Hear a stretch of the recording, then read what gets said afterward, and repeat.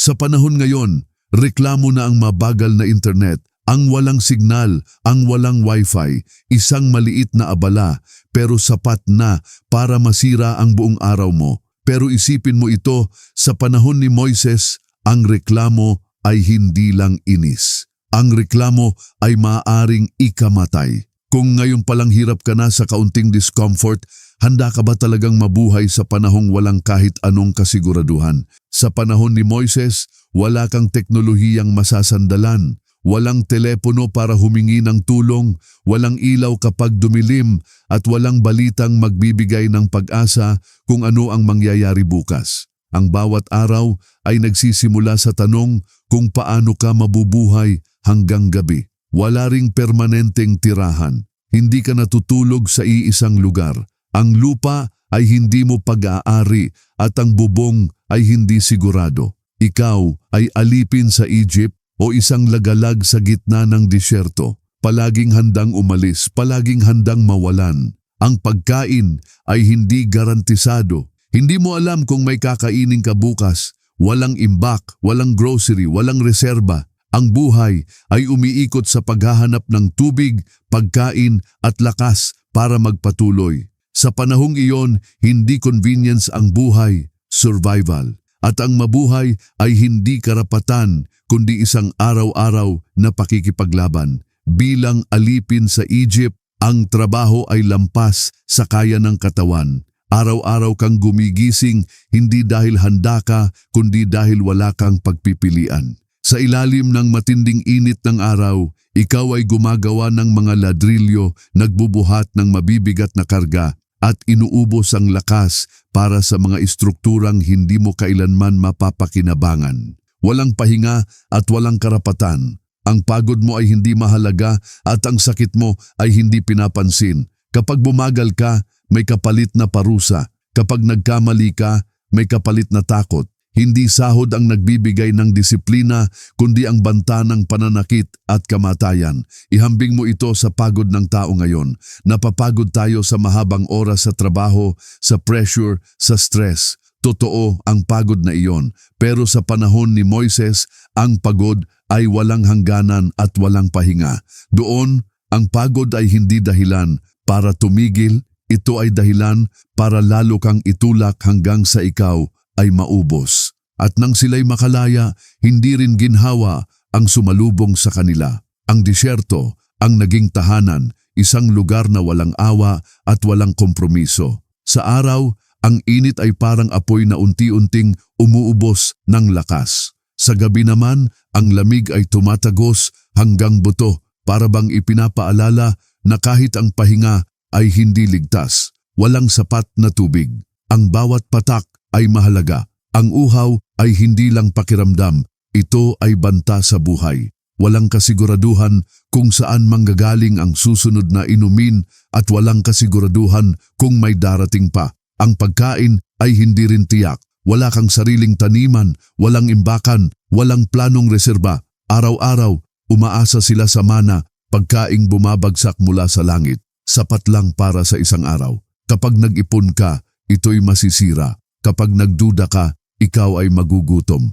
Walang grocery na mapupuntahan, walang backup plan kapag nagkulang. Sa disyerto, matututuhan mo ang isang bagay. Ang mabuhay ay nangangailangan ng pananampalataya, hindi ng kontrol. At doon, maraming hindi kinaya. Sa panahong iyon, malinaw ang disiplina ng Diyos. Walang malabong utos at walang puwang para sa sariling interpretasyon. Ang batas ay malinaw, diretso at hindi negotiable. Hindi ito ginawa para sa kaginhawaan ng tao, kundi para sa kaayusan at kaligtasan ng buong bayan. Kapag may pagsuway, ang epekto ay agarang nararamdaman. Hindi mo kailangang maghintay ng matagal para makita ang bunga ng maling desisyon. Ang parusa ay hindi laging direktang galing sa kamay ng tao, kundi bunga ng paglabag sa itinakdang kaayusan. At ang pagsuway ay hindi lang personal. Kapag may isang lumabag, nadadamay ang buong komunidad.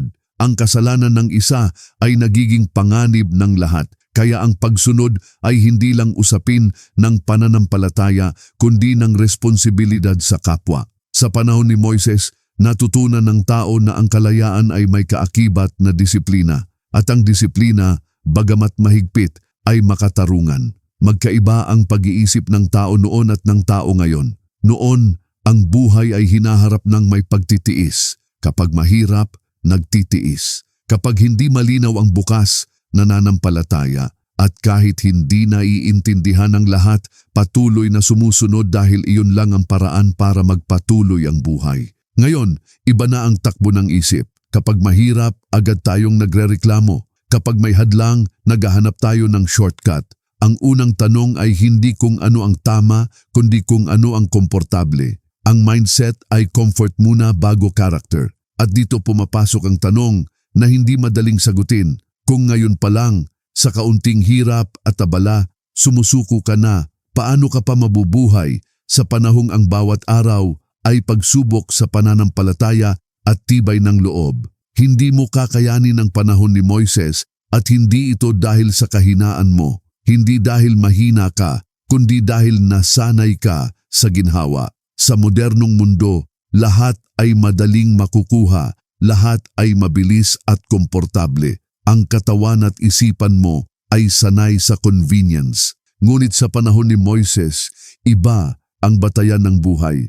Ang bawat araw ay hamon, bawat hakbang ay pagsubok, at bawat karanasan ay humuhubog ng karakter. Dito, hindi ang comfort ang sukatan ng tagumpay, kundi ang tibay, pananampalataya at disiplina. Kung sa panahon ngayon ay pinipili mo ang dali at komportable, sa panahong iyon, matututo ka lamang sa hirap, hindi sa ginhawa. Ang aral na maaari nating dalhin sa kasalukuyan ay malinaw. Disiplina muna bago biyaya. Hindi mo makakamtan ang tunay na tagumpay kung wala kang kakayahang tiisin ang proseso at sundin ang tamang landas. Ang biyaya ay hindi panimulang punto. Ito ay bunga ng pagpupunyagi at pagsunod.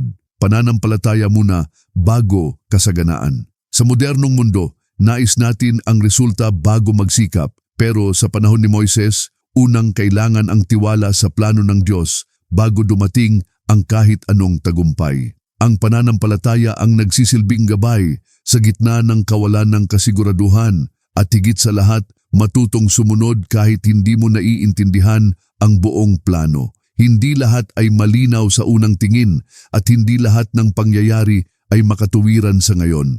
Ngunit kapag natutunan mong sumunod sa tama, kahit walang malinaw na dahilan, doon ka tunay na lalago at huhubugin ang iyong karakter para sa anumang hamon ng buhay. Hindi mo kakayanin mabuhay sa panahon ni Moises. Hindi dahil mahina ka, kundi dahil nasanay ka sa ginhawa ng modernong mundo. Ngunit kahit hindi mo na kailangan lumakad sa disyerto, kahit hindi mo kailangan magtiis sa matinding init o gutom, kailangan mo pa rin ang mindset ng taong nabuhay noon, ang tibay, disiplina, pananampalataya at kakayahang sumunod kahit hindi mo naiintindihan ang buong plano. Kaya tanungin mo ang sarili mo, handa ka bang talikuran ng comfort para sa tamang landas? Handa ka bang matutong tiisin, magtiwala, at sumunod sa kabila ng kawalan ng kasiguraduhan? I-comment sa ibaba kung aling aral ang pinaktumama sa iyo at bakit. Ang bawat pagninilay ay hakbang patungo sa mindset na humuhubog